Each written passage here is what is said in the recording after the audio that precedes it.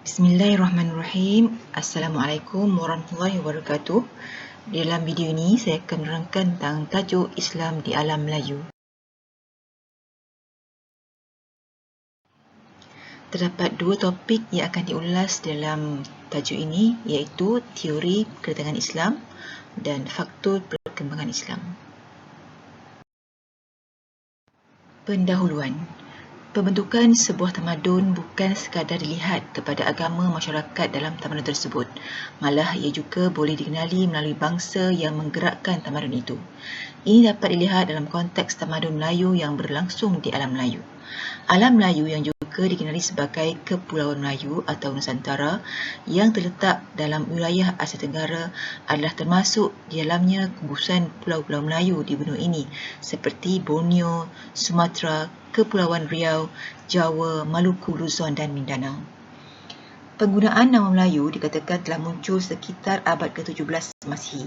Terdapat dua jenis kepercayaan yang menguasai alam Melayu, iaitu yang pertama, amalan warisan budaya tempatan yang kuat berpegang kepada animisme dengan mempercayai wujudnya jiwa dan ruh yang boleh menguasai manusia, dan dinamisme, iaitu alam mempunyai semangat yang dianggap berkuasa ke atas manusia. Kepercayaan kedua pula ialah kepercayaan yang datang dari pengaruh luar, iaitu Hindu-Buddha. Dengan kedatangan agama Hindu dan Buddha ke alam Melayu, upacara agama menjadi lebih formal dan tersusun. Namun, pengaruh itu tidak benar-benar melibatkan keseluruhan ajaran yang terdapat dalam falsafah Hindu-Buddha asli. Yang dipentingkan hanya perkara-perkara yang berkaitan dengan selok-belok upacara agama. Di samping itu, ajaran Hindu-Buddha ini juga membesar-besarkan keagungan dewa-dewa dan ini juga telah mempengaruhi kepercayaan masyarakat Melayu. Teori kedatangan Islam ke alam Melayu. Terdapat tiga teori bagaimana Islam datang ke alam Melayu, iaitu yang pertama ialah kedatangan Islam dari negara Arab, yang kedua teori mengatakan Islam datang dari negara India, dan yang ketiga ialah teori yang mengatakan kedatangan Islam dari China dan Champa. Teori kedatangan Islam dari Arab. Seperti yang terbukti dalam buku-buku sejarah bahawa hubungan perdagangan antara Asia Barat dan alam Melayu telah berlaku sebelum kelahiran agama Islam lagi. Aktiviti ini terus kekal berlangsung dan bertambah rancak selepas lahirnya agama Islam di sekitar abad ke-7 Masihi. Islam yang bersifat universal bukan terhad seruannya kepada bangsa Arab sahaja, malah kepada seluruh umat manusia. Pedagang-pedagang Arab yang datang menjalankan perniagaan di rantau ini, sekitar guru tersebut dipercayai sebagai penganut dan pengamal agama Islam dan membawanya bersama dalam aktiviti perdagangan. Mereka datang berdagang ke sebelah alam Melayu untuk membeli rempah ratus dan kapur barus yang hanya terdapat di tanah Melayu. Sejarawan Wang Gungwu dan C.A. Majul menyatakan bahawa semenjak pedagang-pedagang Arab menguasai kegiatan perdagangan dari India dan Mesir, mereka mulai menguasai perdagangan di Asia Tenggara. Ini berarti telah berlangsungnya perdagangan laut antara Mesir, India, Asia Tenggara dan China, serta mendirikan penempatan-penempatan di kawasan pantai Nusantara. Dengan mengkaji proses Islamisasi di Nusantara pula, boleh dibuat kesimpulan bahawa orang-orang Arab telah merintis jalan walaupun agak pasif. Selepas itu baru diikuti oleh Mubalik India pada abad ke-13 Masihi. Di samping itu terdapat juga bukti menunjukkan bahawa Khalifah Muawiyah bin Abi Sufyan dari semenanjung Arab ketika kerajaan Bani Umayyah pernah mengirim utusan kepada Raja Kerajaan Sriwijaya di Kepulauan Melayu supaya baginda memeluk Islam. Manakala Profesor Dr. Said Nakib Al-Atas telah mengemukakan hujah-hujah berikut dalam mempertahankan teori bahawa Islam yang datang ke alam Melayu adalah terus dari tanah Arab berdasarkan kepada beberapa pengaruh yang terdapat dalam masyarakat Melayu. Yang pertama ialah tulisan Jawi yang menjadi teras tulisan alam Melayu adalah pengaruh tulisan Arab yang tambah beberapa huruf baru sesuai dengan penggunaan dalam bahasa Melayu. Yang kedua ialah cara pembacaan Al-Quran oleh masyarakat alam Melayu adalah jelas menunjukkan wujudnya pengaruh bacaan Arab. Dan yang ketiga ialah sebilangan besar ulama yang datang ke rantau ini adalah dari tanah Arab. Contohnya Maulana Abu Bakar, Maulana Iskah Syekh Ismail As-Siddiq dan ramai lagi yang semuanya berasal dari Makkah Al-Mukarramah. Teori kedatangan Islam dari India. Snouk Hagrunge, seorang orientalis barat, telah mengemukakan teori ini dan ia disokong oleh Brian Harrison. Harrison menyatakan bahawa masyarakat alam Melayu mengambil pandangan daripada masyarakat India bagi mendapatkan khidmat nasihat dan bimbingan dalam hal-hal perdagangan dan kebudayaan. Mereka menjunjung tinggi kebolehan dan pencapaian masyarakat India dalam bidang-bidang tersebut. Menerusi hubungan dua hal ini, penduduk alam Melayu berminat dengan Islam yang telah dianuti oleh pedagang-pedagang India. Manakala menurut Thomas Arnold dalam bukunya The Preaching of Islam, menyatakan bahawa agama Islam di alam Melayu adalah sama dengan yang dianuti oleh masyarakat Malabar yang berpegang pada aliran mazhab Syafi'i.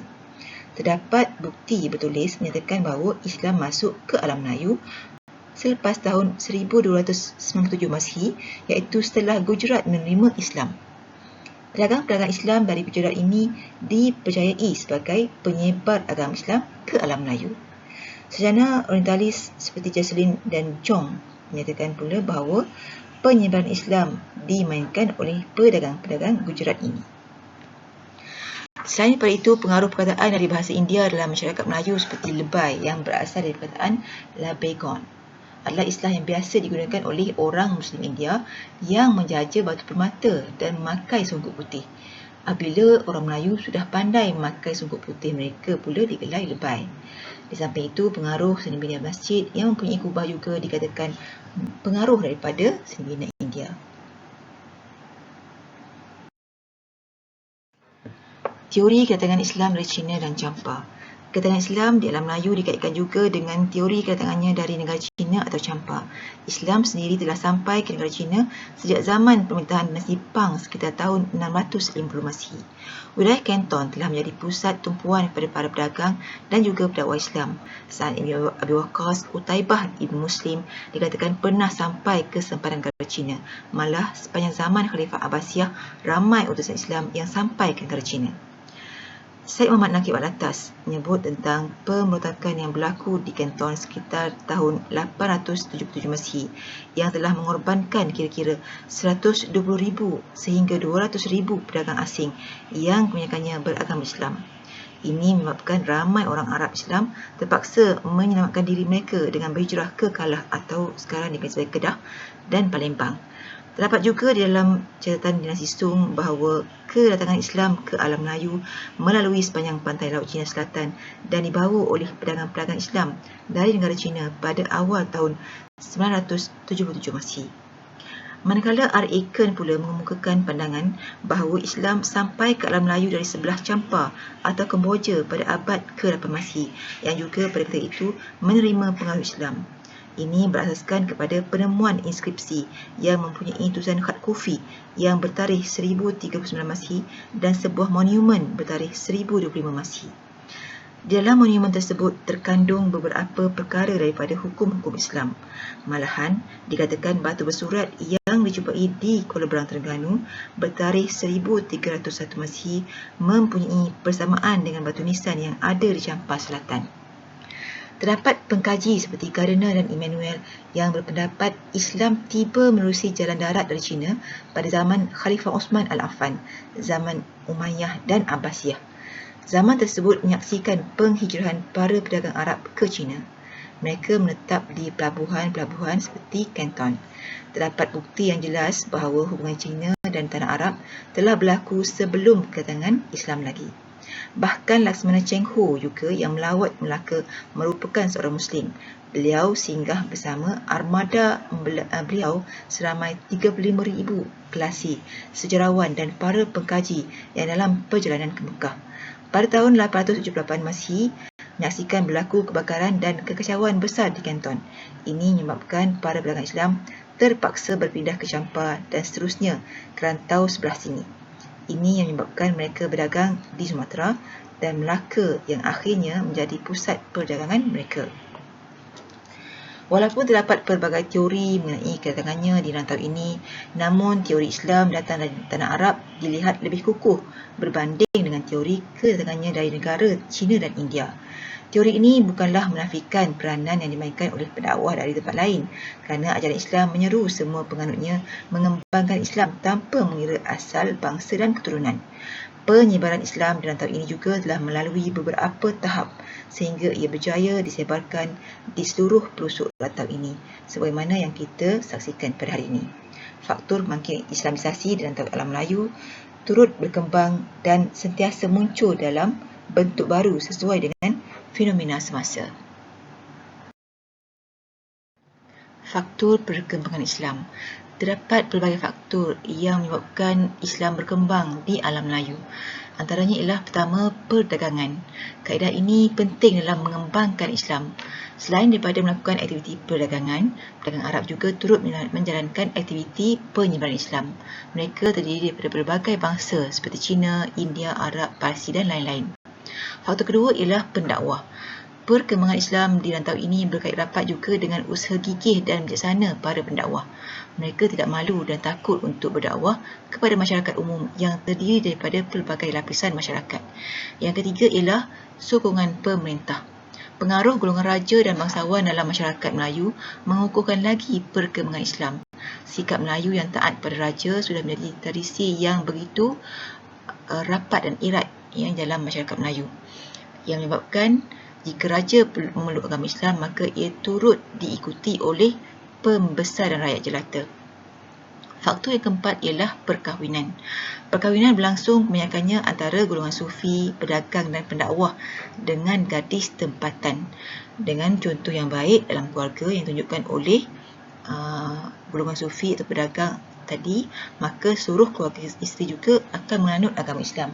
Selain itu, berlaku juga perkahwinan di antara raja dengan puteri-puteri raja dari negeri yang berhampiran atau negeri-negeri yang ditakluki seperti Raja Melaka, Parameswara yang telah berkahwin dengan Puteri Kesultanan Pasai pada tahun 1414 Masihi. Yang kelima ialah faktor penaklukan. Peluasan kuasa politik kerajaan Melayu Islam Melaka ke atas kerajaan Johor, Pahang, Terengganu, Patani, Kampar, Indragiri, Aru, Rokan, Siak dan Bengkalis turut menyebarkan Islam ke daerah-daerah tersebut. Dan terakhir ialah faktor kehebatan Islam. Agama Islam sesuai dengan fitrah hidup manusia seperti konsep ketuhanan, keyakinan kepada Allah SWT, ibadah yang mudah dan jelas, dan memberi jaminan keadilan setiap lapisan masyarakat dengan prinsip semua manusia adalah sama di sisi Allah SWT. Dalam Islam, tiada perbezaan manusia kecuali takwa. Dan Islam juga menjamin kebebasan hidup tanpa terikat kepada sistem kasta. Sekadar ini dahulu, nantikan sambungan kepada topik ini, iaitu pengaruh Islam di alam Melayu, di dalam video yang seterusnya. Sekian, terima kasih.